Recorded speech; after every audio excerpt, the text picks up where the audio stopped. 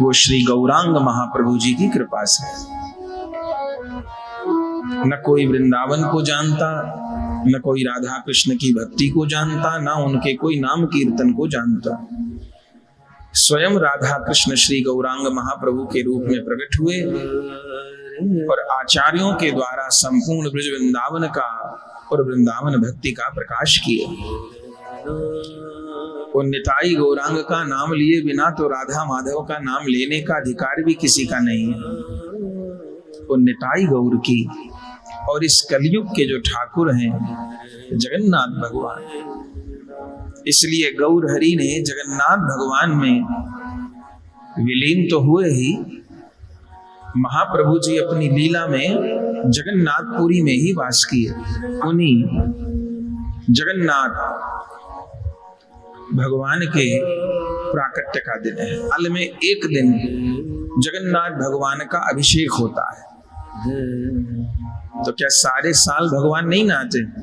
नहाते हैं, झूठ मूठ को नहाते हैं, दर्पण में नहाते हैं, क्योंकि दारू ब्रह्म है जगन्नाथ जी, काष्ठ खंड से प्रकट होते हैं। तो प्रतिदिन जगन्नाथ जी के स्नान नहीं होते। तो छाया काया के समान ही होती है। तो प्रतिदिन जगन्नाथ भगवान की छाया का स्नान होता है। मंदिर में बड़े बड़े चांदी के दर्पण हैं, वो ठाकुर जी के आगे धरे जाते हैं और उसमें जगन्नाथ भगवान की छाया पड़ती है। उस छाया का स्नान होता है, प्रतिदिन होता है, पर छाया का स्नान होता है। लेकिन इटकी पूर्णिमा को ठाकुर जी का प्रकट स्नान होता है। 1008 कलशों से जगन्नाथ जी आज स्नान करते, 1000 कलश। अब तो टीवी पर भी वहां का लाइव प्रसारण आता है। 2 बार ठाकुर जी अपने गर्भगृह से बाहर आते हैं। पूर्णिमा, जेठ की पूर्णिमा, तो बाहर वेदी बनी है, उस पे तीनों बड़े ठाकुर जी आते हैं, चारों, जगन्नाथ भगवान, बलभद्र जी, सुभद्रा जी, सुदर्शन भगवान और चल विग्रह मदन मोहन जी के, वो आते हैं। और 1008 कलश से ठाकुर जी स्नान करते हैं।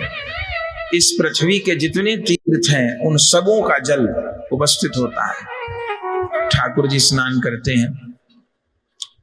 ऐसे तो सारे साल नहाते नहीं, और इतना नहा लेते हैं कि ठाकुर जी को जुकाम हो जाता है, बुखार हो जाता है, एक ही दिन इतना नहा लेते हैं। अब पहले दिन से कलश रखे जाते हैं, नए कलश, पुराने नहीं, नए कलश, और उन कलश में केसर डाल के, इत्र डाल के, सुगंधित फूल डाल के, कि गर्मी है तो ठंडे जल से ठाकुर जी को स्नान होगा।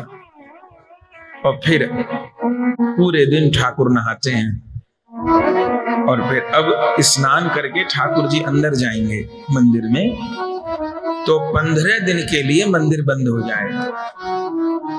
विश्व में ये लीला कहीं नहीं होती, जगन्नाथ जी में होती।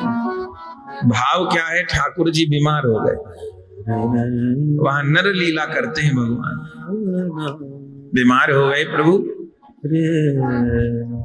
और अब इन 15 दिन में ऐसे जगन्नाथ भगवान की जो रसोई है, जो चूल्हा है, वो कभी ठंडा नहीं होता। 400 चूल्हे में हर समय अग्नि जुड़ी रहती है।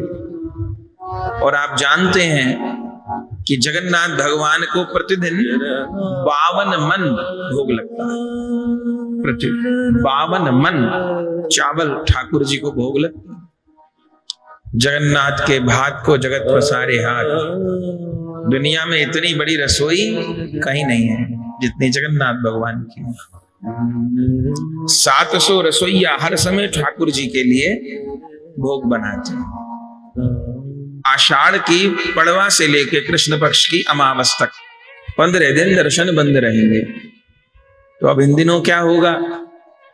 प्रभु की चिकित्सा होगी, भगवान के अंग राग होंगे और ठाकुर जी को दवाई भोग लगती हैं, औषधियां, आयुर्वेदिक काढ़े, औषधि, ये सत्य आपको बता रहे हैं। काढ़े भोग लगते हैं भगवान को। ठाकुर जी बीमार हो गए, 15 दिन रहेंगे बीमार, तो शुरू के 15 दिन भगवान की चिकित्सा होगी। और फिर आषाढ़ शुक्ल प्रतिपदा को तब ठाकुर जी का दर्शन होगा 15 दिन बाद। उसको नव यौवन दर्शन कहते हैं। और फिर उस दिन दर्शन होगा और अगले दिन दौज को ठाकुर जी रथ में बैठेंगे, उसको रथ यात्रा कहते हैं।